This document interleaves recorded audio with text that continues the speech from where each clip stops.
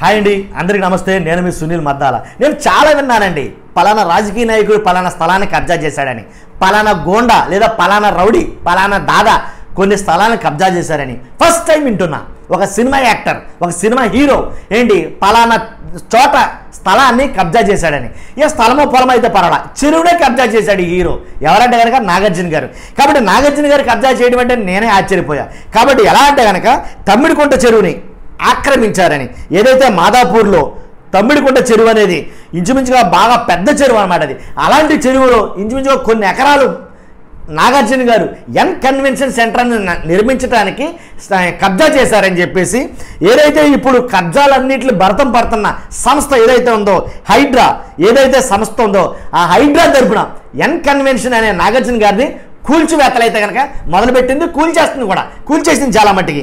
ఈ హైడ్రా అధికారి రంగనాథ్ ఎవరైతే ఉన్నారో ఆయన కూల్చివేతలు మొదలెట్టిన తర్వాత ఇంచుమించుగా హైదరాబాద్లో ఉండే అనధికార కట్టడాలు లేదా ఆక్రమణలు లేదా కబ్జాలు ఏవైతే ఉన్నాయో అలాంటివి ఇంచుమించుగా సుమారు 50-60 కబ్జాల దాకా కూల్చేశారంటండి. ఇతర విషయాల్లోకి వెళ్ళే ముందు నాది రిక్వెస్ట్ ఉంది, మర్చిపోద్దండి, ప్లీజ్ లైక్ చేయండి, నాకు మోటివేషన్గా ఉంటుంది. ఈ వీడియో ఎక్కువ మందికి అయితే షేర్ అవుతుంది. అలాగే మన ఛానల్ని పక్కాగా సబ్స్క్రైబ్ చేయండి, మర్చిపోద్దు లైక్ చేయండి. హీరో నాగార్జున గారు కబ్జా చేయటం ఏంట్రా, కొన్ని వేల కోట్ల రూపాయలకి ఆసాములు కదా, వాళ్ళు అధిపతులు కదా, కాబట్టి అలాంటి వాళ్ళు కబ్జా చేయటం ఏంట్రా అని అనుకోవచ్చు. పైగా కబ్జా చేసింది స్థలమో పొలమో కాదండి, చెరువు.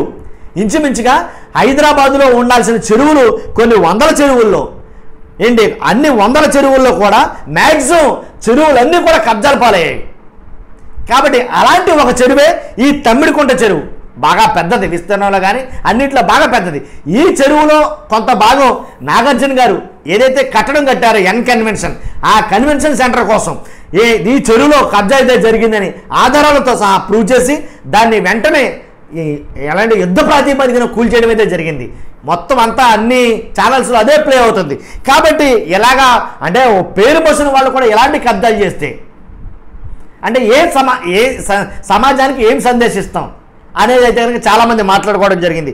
కాబట్టి తమ్మిడికుంట చెరువు FTL 29.24 ఎకరాల్లో ఉంటే FTL పరిధి 1.12 ఎకరాల్లో ఉంది. తర్వాత బఫర్ జోన్ ఏమో 2 ఎకరాలు ఉంది. మ్యాక్సిమం ఈ చెరువు అలాగే చాలా మటుకు అన్యక్రాంతం అయిపోయింది. ఒక పక్కన ఒకళ్ళు, ఒక పక్కన ఒకళ్ళు, ఒక పక్కన 4 మూలలో నలుగురు కబ్జా చేస్తే ఇంకా చెరువు ఎక్కడ ఉంటుంది? హైదరాబాదు కొద్దిపాటి వర్షానికి మునిగిపోతుందంటే కారణం ఈ కబ్జాలు చేసిన చెరువుల వాళ్ళే.